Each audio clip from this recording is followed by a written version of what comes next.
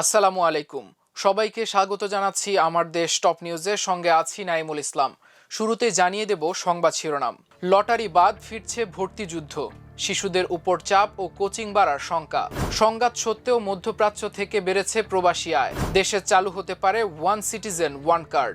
ব্রাহ্মণবাড়িয়া আইনজীবী সমিতির নির্বাচন, বিএনপি ৭, আওয়ামী লীগ ৭, জামায়াতের ভরাডুবি। দর্শক, এতক্ষণ শুনছিলেন শিরোনাম, এবার জানিয়ে দিচ্ছি বিস্তারিত। বিদ্যালয়ের প্রথম শ্রেণী থেকে উপরের সব শ্রেণীগুলোতে ভর্তির জন্য বিদ্যমান লটারি পদ্ধতি বাদ দেওয়ার সিদ্ধান্ত নিয়েছে নতুন সরকার। আগামী শিক্ষাবর্ষ থেকে এই সিদ্ধান্ত কার্যকর হবে। আজ মঙ্গলবার সচিবালয়ের এক সংবাদ সম্মেলনে সরকারের এই সিদ্ধান্তের কথা জানান শিক্ষামন্ত্রী আ.ন.ম এহসানুল হক মিলন। এর ফলে প্রত্যাশিত বিদ্যালয়ে ভর্তি হওয়ার জন্য শিশুদের আবারও সেই পুরনো ভর্তির যুদ্ধে অবতীর্ণ হতে হবে। শিক্ষাবিদ ও শিক্ষা সংশ্লিষ্ট ব্যক্তিরা বলছেন, শিশুদের বিশেষ করে প্রাথমিক স্তরে লটারির পরিবর্তে আবার পরীক্ষা হলে শিশুদের উপর অপ্রয়োজনীয় চাপ বাড়বে এবং কোচিং ও প্রাইভেটের প্রবণতা নতুন করে মাথাচাড়া দেবে। এতে শিক্ষা ব্যবস্থায় বৈষম্যও বাড়তে পারে।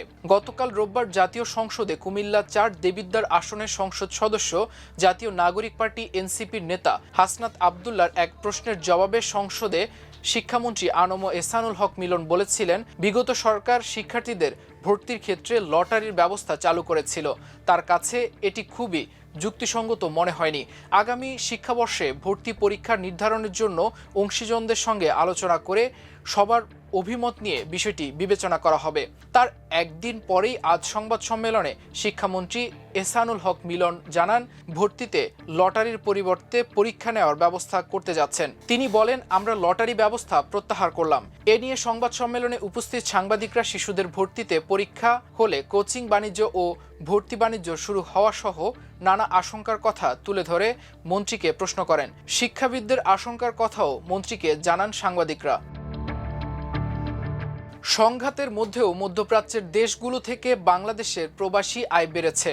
মার্চের প্রথম 11 দিনে 192 কোটি মার্কিন ডলার রেমিটেন্স এসেছে। এর মধ্যে 11ই মার্চ একদিনেই এসেছে 18 কোটি 30 লাখ ডলার।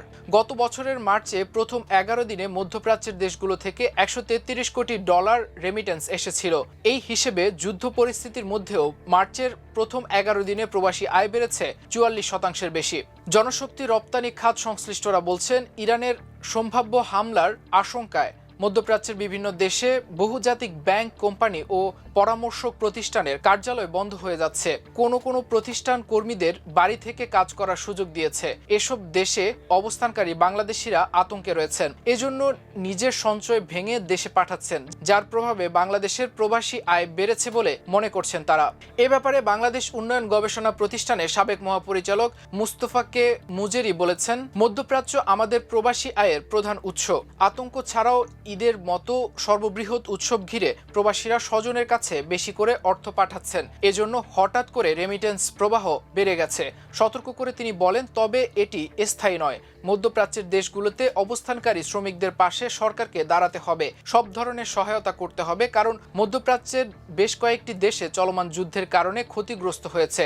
যুদ্ধ শেষ হলেই এসব দেশ পুনর্গঠনের কাজ শুরু হবে, তখন তাদের বাড়তি শ্রমিক লাগবে। এই সুযোগকে কাজে লাগাতে বাংলাদেশকে এখনই প্রস্তুতি নিতে হবে। বাংলাদেশের প্রবাসী আয়ের প্রায় 39% আসে মধ্যপ্রাচ্যের দেশগুলো থেকে। গত 28 ফেব্রুয়ারি ইরানে যৌথভাবে যুক্তরাষ্ট্র ও ইসরায়েল আগ্রাসন শুরু করলে পাল্টা জবাব দেয় তেহরান। মধ্যপ্রাচ্যের মার্কিন ঘাঁটি ও সামরিক স্থাপনায় হামলা চালালে গোটা অঞ্চলে অস্থিরতা ছড়িয়ে পড়ে। এতে বিপাকে পড়েছেন মধ্যপ্রাচ্যের দেশগুলোতে অবস্থানরত বাংলাদেশিরাও। তবে তারা রেমিটেন্স পাঠানো বন্ধ করেননি, বরং ঈদুল ফিতরকে ঘিরে বেশি করে পাঠাচ্ছেন। বাংলাদেশ ব্যাংকের তথ্য অনুযায়ী মার্চের প্রথম 11 দিনে দেশে 192 কোটি মার্কিন ডলার রেমিটেন্স এসেছে। গত বছরের একই সময়ে এসেছিল 133 কোটি ডলার। এবার প্রবাসী আয় বেড়েছে 44% বেশি। চলতি 2025-26 অর্থ বছরের জুলাই থেকে 11ই মার্চ পর্যন্ত 2337 কোটি 40 লাখ ডলার রেমিটেন্স দেশে এসেছে।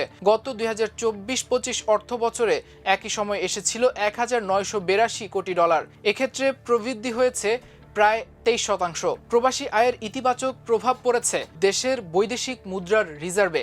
11ই মার্চ দেশের বৈদেশিক মুদ্রার রিজার্ভ বেড়ে দাঁড়িয়েছে 3429 কোটি ডলার। আন্তর্জাতিক মুদ্রা তহবিলের হিসেব পদ্ধতি BPM-6 অনুযায়ী এই রিজার্ভের পরিমাণ ছিল $2,956 কোটি। নাগরিকদের সব ধরনের তথ্য ও সুযোগকে একটি কার্ডের মাধ্যমে নিশ্চিতে সরকার কাজ করছে বলে জানিয়েছেন প্রধানমন্ত্রীর অর্থ ও পরিকল্পনা উপদেষ্টা রাশেদ আল মাহমুদ তিতুমির। সোমবার ঢাকা নিযুক্ত চীন রাষ্ট্রদূত ইয়াও ওয়েনের সঙ্গে উন্নয়ন ও বিনিয়োগ নিয়ে কথা বলার পর তিনি একথা বলেন। প্রধানমন্ত্রীর উপদেষ্টা বলেন, ভারতের আধার কার্ডের অভিজ্ঞতা নিয়ে দেশেও ওয়ান সিটিজেন ওয়ান কার্ড চালুর বিষয়ে চিন্তা করছে সরকার। এছাড়া ঋণ নির্ভরতা কমিয়ে বিনিয়োগ ও ব্যবসা বাড়াতে সরকার কাজ করছে বলে জানান তিনি। ব্রাহ্মণবাড়িয়া জেলা আইনজীবী সমিতির নির্বাচনের স্থগিত থাকা ভোট গণনা সম্পন্ন করে ফলাফল ঘোষণা করা হয়েছে। রোববার রাত 2টার দিকে নির্বাচনের ফলাফল ঘোষণা করেন প্রধান নির্বাচনের কর্মকর্তা আব্দুল মালেক। নির্বাচনে 15টি পদের মধ্যে সভাপতি ও সাধারণ সম্পাদক সহ 60টি পদে আওয়ামীপন্থী, 60টিতে জাতীয়তাবাদী আইনজীবী ফোরাম ও 1টি পদে জামায়াতপন্থী প্রার্থী জয়লাভ করেছেন। নির্বাচনে জাতীয়তাবাদী আইনজীবী ফোরামের ব্যানারে প্রার্থী দিলেও আওয়ামী লীগ কোনো প্যানেল প্রার্থী ঘোষণা করেননি।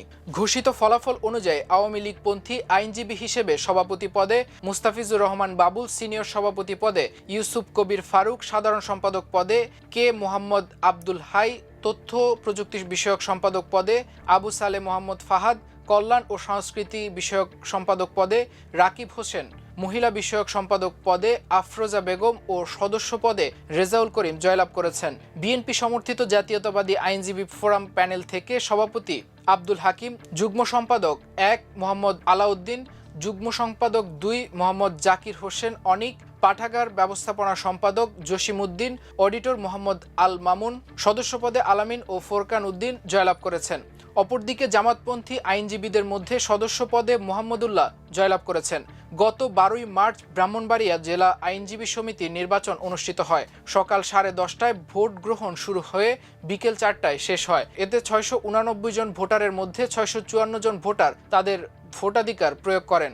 2 শতাধিক ভোটের অধিক গণনার পর সন্ধ্যায় সিনিয়র সভাপতি পদে স্বতন্ত্র প্রার্থী সুধীর চন্দ্র ঘোষ ত্রুটিপূর্ণ ব্যালট উল্লেখ করে লিখিত অভিযোগ করেন। এর প্রেক্ষিতে ভোট গ্রহণ স্থগিত করা হয়। রোববার রাতে আইনজীবী সমিতির বিশেষ সাধারণ সভা অনুষ্ঠিত হয়। সভার সিদ্ধান্ত অনুযায়ী রাতেই ভোট গণনা অনুষ্ঠিত হয়। গণনা শেষে রাত 2টার দিকে ফলাফল ঘোষণা করা হয়েছে। দর্শক, এ ছিল আমার দেশ টপ নিউজে। এতক্ষণ সঙ্গে থাকার জন্য অশেষ কৃতজ্ঞতা। আল্লাহ হাফেজ।